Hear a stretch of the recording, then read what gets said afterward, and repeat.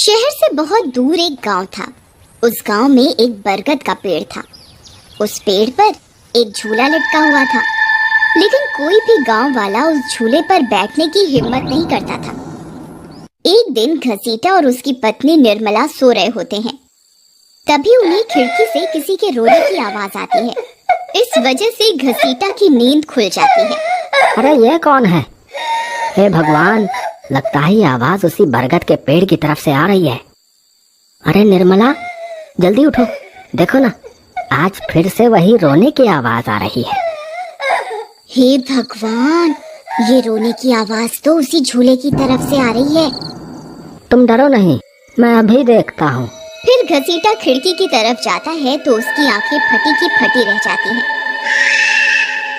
उसे झूले पर एक औरत दिखाई देती है। उसने सफेद रंग की साड़ी पहनी होती है और रो रही होती है। अरे निर्मला, जल्दी यहाँ आओ, देखो झूले पर कोई बैठा हुआ है। फिर निर्मला भी जल्दी से खिड़की की ओर जाती है और उस औरत को देखने लगती है। अजी, ये वही चुड़ैल तो नहीं जिसने इस झूले पर अपना कब्जा कर रखा है? तुम्हारा दिमाग खराब तो नहीं हो गया? वो सिर्फ एक औरत है। अजी, भला रात के 2 बजे कौन पेड़ के नीचे झूला झूलता है? अब तुम रुको, मैं अभी बाहर जाकर देखता हूँ। अरे रुको रुको, तुम्हारा दिमाग खराब तो नहीं हो गया जो खुद मौत के मुंह में मरने के लिए जाना चाहते हो? मैं आपको कहीं नहीं जाने दूंगी। तभी वह चुड़ैल अचानक से गायब हो जाती है। ये सब देखकर वे दोनों डर जाते हैं। अरे मर गए रे, ये तो गायब हो गई।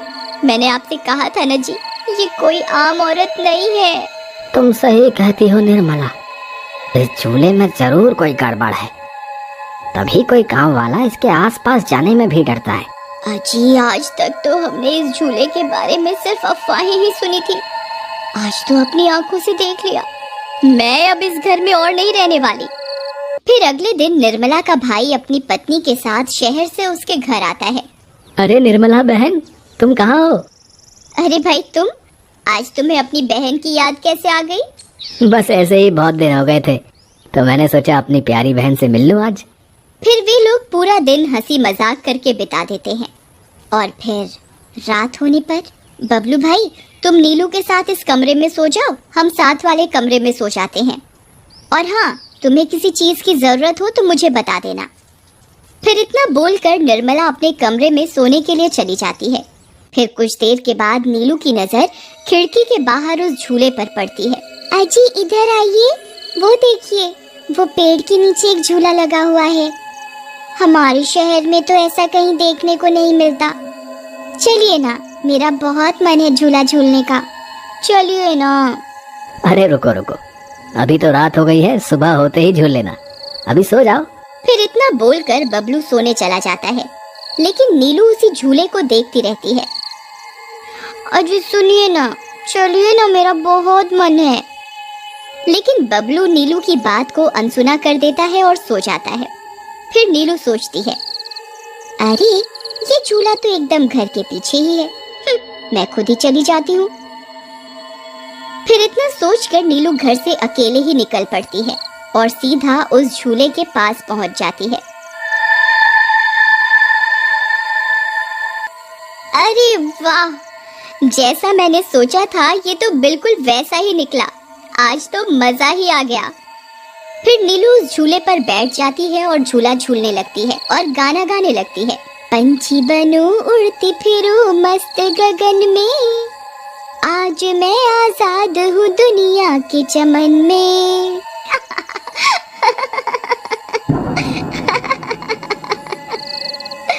अरे वाह। फिर नीलू कुछ देर रात खुशी खुशी झूला झूलती रहती है। अरे वाह, आज तो मजा ही आ गया।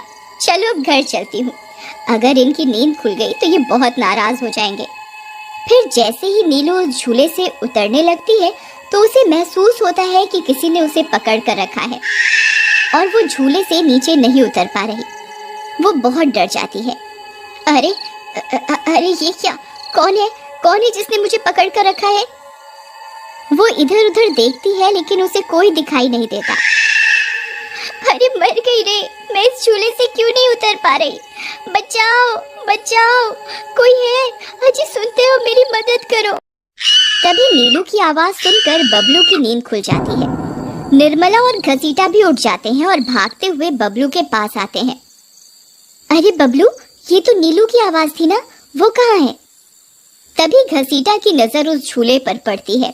उसे नीलू उस पेड़ के नीचे पड़ी हुई दिखाई देती है। हे भगवान, ये क्या अनर्थ हो गया? नीलू उस झूले के पास कैसे चली गई? फिर वे तीनों भागते हुए उस झूले के पास जाते हैं। उन्हें नीलू वहाँ बेहोश पड़ी हुई मिलती है। हे भगवान, ये तुम्हें क्या हो गया नीलू? नीलू, तुम्हें यहाँ नहीं आना चाहिए था। हे भगवान, अब क्या होगा? फिर वे सब लोग वापस अपने घर आ जाते हैं और सुबह होने पर नीलू को होश आता है। नीलू, तुम ठीक तो हो ना? आज के बाद कभी उस झूले के पास नहीं जाना। उस झूले पर किसी चुड़ैल का साया है। ठीक है दीदी, मैं आज के बाद उस झूले के पास कभी नहीं जाऊंगी। फिर रात होने पर सब सो रहे होते हैं। तभी नीलू की नींद खुल जाती है। उसकी आंखें लाल हो जाती हैं और उसके पैर उल्टे हो जाते हैं और वो घर से निकलकर झूले की तरफ चल देती है और झूला झूलने लगती है।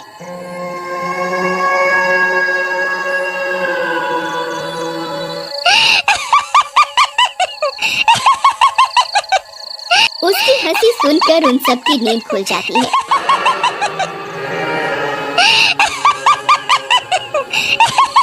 निर्मला और घसीटा भागते हुए बबलू के कमरे में आते हैं और नीलू को वहां ना पाकर परेशान हो जाते हैं। हे भगवान, अब ये नीलू कहाँ चली गई? फिर वे सब खिड़की से झांक कर देखते हैं तो उनकी आंखें फटी की फटी रह जाती हैं। नीलू झूला झूल रही होती है। अरे मर गए रे, ये नाच मीठी तो फिर से झूला झूलने चली गई। अरे बेवकूफ बबलू, अपनी पत्नी को संभाल कर नहीं रख सकता क्या? देख तेरी पत्नी आधी रात को कैसे झूला झूल रही है। दीदी, मुझे माफ कर दो। मैंने इसे समझाया भी था कि उस झूले की तरफ कभी मत जाना। अरे जल्दी चलो, हमें अभी नीलू के पास जाना होगा, कहीं कोई अनर्थ ना हो जाए। फिर वे तीनों भागते हुए उस झूले के पास पहुंच जाते हैं। ए नास मीठी नीलू, चल जल्दी से इस झूले से नीचे उतर। तुझे कल भी समझाया था ना इस झूले की तरफ नहीं जाना। एक बार में समझ नहीं आता क्या?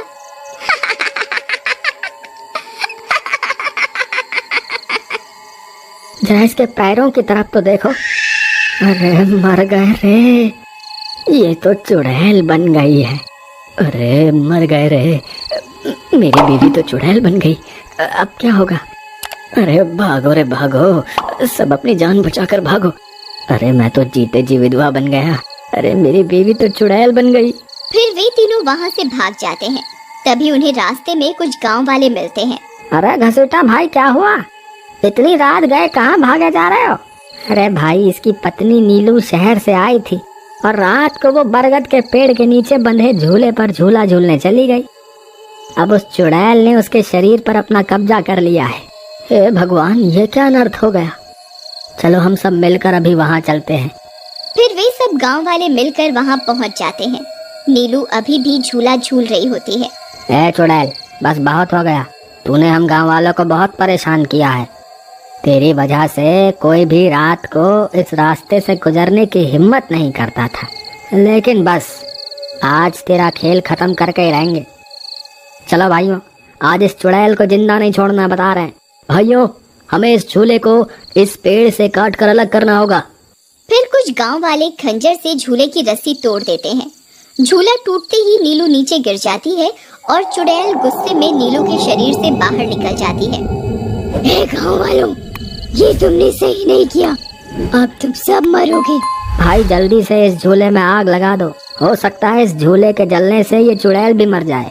तभी एक गांव वाला उस झूले को आग के हवाले कर देता है। उस झूले में आग लगते ही वह चुड़ैल भी तड़पने लगती है और कुछ ही देर में वो भी जलने लगती है। मैं किसी को जिंदा नहीं छोड़ूंगी। अरे अरे मर गई रे। गांव वालों, मैं तुम्हें जिंदा नहीं छोड़ूंगी। मैं वापस आऊंगी।